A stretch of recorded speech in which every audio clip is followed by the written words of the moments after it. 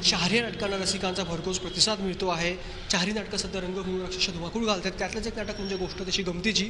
यातले मंगेश कदम आणि लीना ते आपल्याबरोबर आहेत. तुम्हा दोघांचं झी 24 तासमध्ये खूप खूप स्वागत आहे. खरं तर तुमचं दोघांचं अभिनंदन. आज सेलिब्रेशन करण्यासाठी आपण जमलेलो आहोत. बघता बघता गोष्ट तशी गमतीचीने 300 प्रयोगांचा टप्पा गाठला. अजूनही पुढे हे नाटक वाटचाल करेल. पण एकूण याच्या सगळ्या प्रवासाबद्दल नाटक जेव्हा आपण करायला घेतो तेव्हा त्याचं यश अपयश आपल्याला माहीत नसतं. पण काही काही नाटकं नशीब घेऊनच जन्माला येतात. तसं हे नाटक नशीब घेऊन जन्माला आलं असं मला वाटतं. आणि जेव्हा खरं तर एकांकिका या नाटकाची होत होती तेव्हा अद्वैतने मला आणि लीनाला कास्ट केलं होतं, परंतु ती झाली नाही. नाटक त्याचं लिहून झालं की इतर बऱ्याच नटांकडे जाऊन आलं ते, काही त्यांच्या अडचणीमुळे होऊ शकलं नाही आणि पुन्हा ते नाटक आमच्याकडे झालं. त्यामुळे हे नाटकं 300 प्रयोग होत आहेत, याला एवढं यश मिळालं याचं मला तर कौतुक आहेच. माझ्याबरोबर मला वाटतं लीनाही त्याचं कौतुक असेल. नक्कीच. म्हणजे माझ्यासाठी सांगायचं झालं तर 300 प्रयोग जरी झाले असतील ना तरी आमच्या तिघांचा उत्साह, म्हणजे मी, मंगेश आणि शशांक, आमच्या तिघांचाही उत्साह साधारण पहिल्या प्रयोगा इतकाच आहे. म्हणजे प्रवास आम्ही केला 300 प्रयोगांचा, पण उत्साह पहिल्या प्रयोगाचा. आम्हाला खूप मजा येते.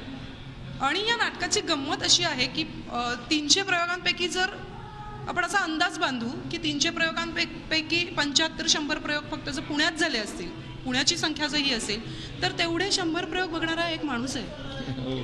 इतकं रिपीट ऑडियन्स आहे. त्यांनी 100 प्रयोग बघितले. म्हणजे कधी कधी असं होतं की आम्हाला ना काही झालं तरी चुकून चालत नाही, कारण तो माणूस आत येऊन सांगतो, ते वाक्य तुम्ही घेतलं नाही का, किंवा ते वाक्य आज तुम्ही वेगळं म्हणालात का, किंवा हे आज जरा काहीतरी ॲड झालं का.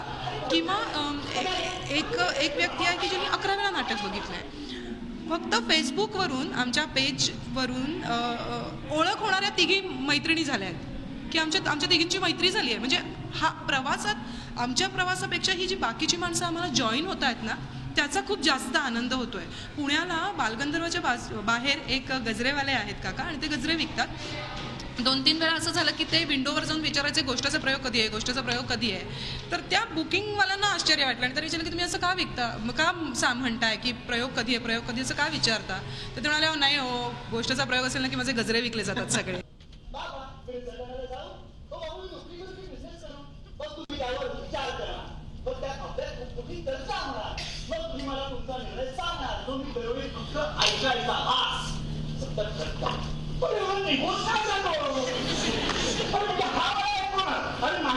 खरं तर आत्ताच अनाऊन्समेंट झालेली आहे की दुसरा भाग नाटकाचा येतो आहे. तीच टीम आहे, अद्वैत असेल, मिहीर असेल.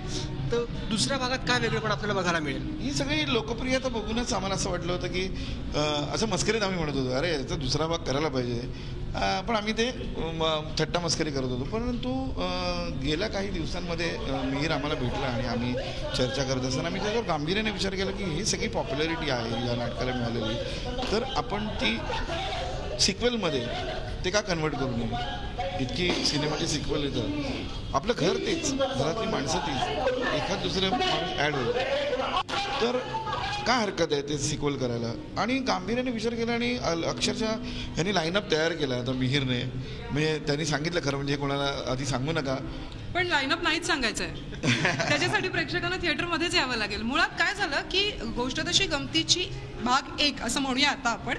पण ह्या नाटकाचं हे जे यश होतं, जी पॉप्युलॅरिटी होती, त्याचं ना कुठेतरी दडपण यायला लागलं, जबाबदारी वाढायला लागली. आता ही जबाबदारी ऑलरेडी 300 प्रयोग आमचे करून झालेत. आता ही ह्या नाटकाने ह्या पेलण्याची कितपत ताकद आहे या नाटकात, तर आता आपल्याला दुसरा भाग आणावा लागेल. कारण लोक ज्या पद्धतीने येत आहेत, लोक ज्या पद्धतीने कौतुक करतायत, त्यासाठी एक दुसरा भाग. कारण काय आहे की मुळात या नाटकाचा प्लस पॉईंट असा आहे की हे नाटक ना प्रत्येकाला आपल्या घरातलं वाटतं. मग जर ते घरातलं वाटत असेल तर फक्त एकाच भागावर, एकाच पैलूवर प्रकाश का टाकायचा. मग अशी घरात अनेक गोष्टी घडत असतात, डे टू डे लाईफमध्ये घडत असतात, रिलेशनशिपमध्ये घडत असतात. आणि रिलेशनशिपवर भाष्य करणं ह्यात मिहीरचा हातखंड आहे. म्हणजे मी मस्करीत त्याला म्हणते की तू लपून बसतोस का रे कुणाच्या घरात, तुला हे मिळतात कसे विषय. त्यामुळे असंच एक नात्यांवर नव्याने प्रकाश टाकण्यासाठी, नव्याने काहीतरी विचार करायला लावणारं नात्यांचा असं हे नाटक असेल. आणि पुन्हा एकदा मी म्हणजे आमच्या 300 प्रयोगाला जी माणसं आली त्या सगळ्यांना त्यांच्या मित्रमंडळींसमवेत सहकुटुंब सहपरिवार दुसऱ्या भागाला तुम्ही या, असं मी त्यांना विनंती करेन. तुमच्या पुढील वाटचालीसाठी खूप खूप शुभेच्छा. Thank you. Video journalist Pankaj, Kapil Deshpande, Zee media, Mumbai. Zee 24 तास रहा एक पाऊल पुढे